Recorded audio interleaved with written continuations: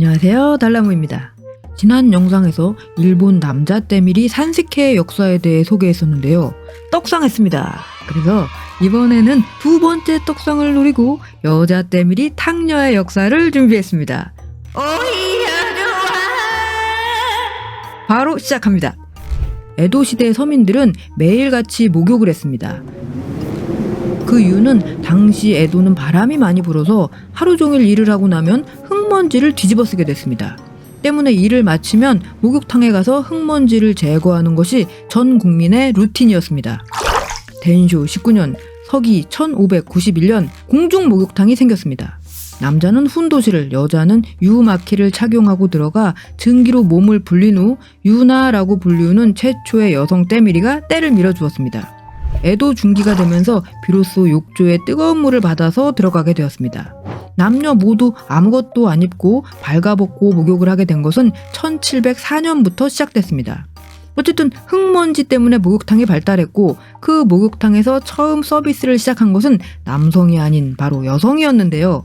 일본말로 유나, 우리말로 탕녀라고 불리었습니다. 처음에는 그저 단순히 목욕탕에 허드렛 일을 하는 직원이었습니다. 에도시대 탕집은 입구에 접수 카운터, 탈의실, 휴게소 등이 있었고 내부 공간은 몸을 담그는 욕실과 때를 미는 아라이바로 나뉘어져 있었습니다. 탕녀들은 바로 그 아라이바에서 손님의 때를 밀어주었습니다. 때를 밀어주면서 이런저런 대화도 나누며 손님에게 힐링을 제공했습니다. 그러다 보니 목욕탕 주인은 탕녀를 고용할 때 자연스럽게 그녀들의 미모까지 보게 되었습니다. 젊고 매력적인 여성을 고용할수록 탕집에 남자 손님이 늘어났기 때문입니다.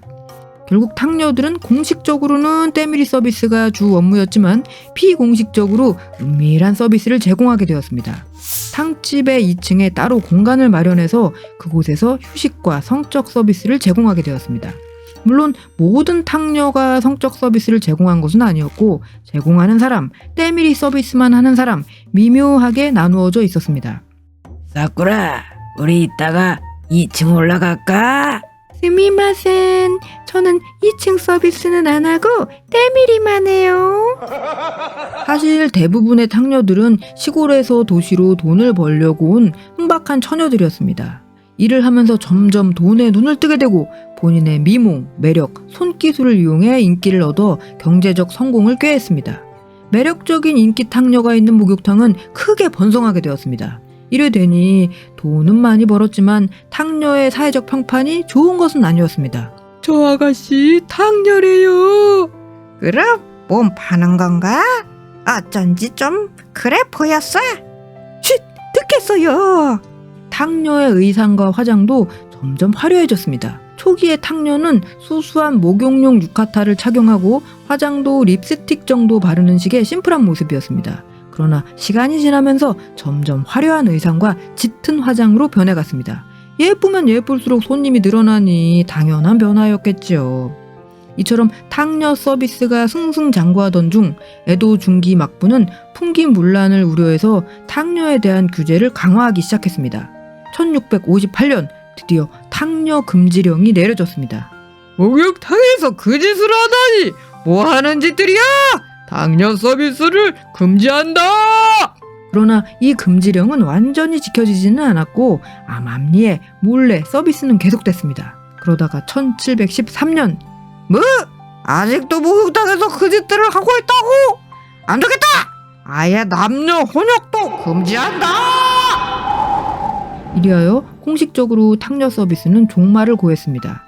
이처럼 강한 금지령이 내려진 배경에는 탕녀가 초래하는 풍기문란이 큰 이유였지만 사회 질서의 문제도 있었다고 합니다.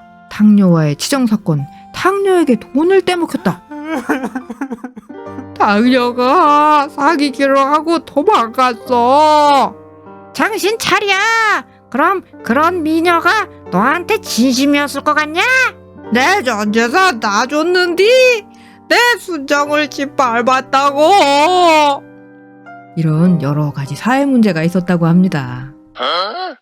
한편 탕녀는 문화적으로도 많은 영향을 끼쳤는데요.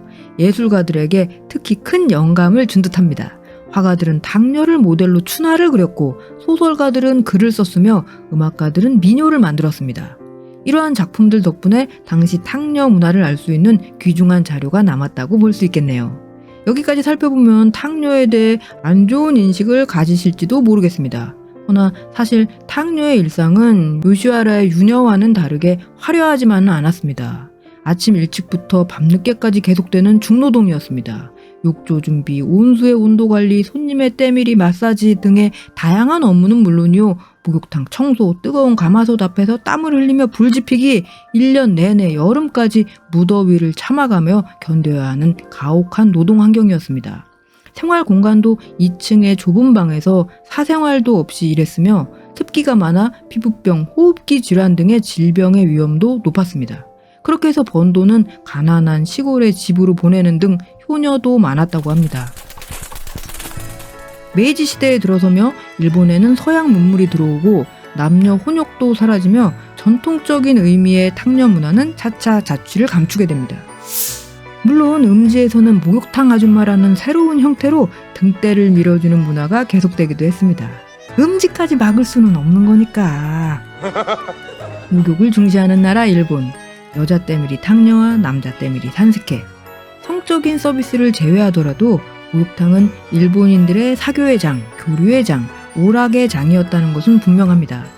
현재 다양한 일본의 마사지 테크닉, 피부 에스테틱 이런 기술들의 시작은 탕녀가 아니었을까.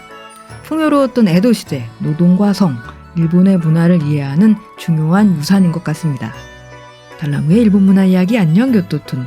남자 때밀이 산스케에 이어 여자 때밀이 탕녀까지 흥미로운 일본의 목욕 문화 이야기였습니다. 또 다음 화에서 만나요.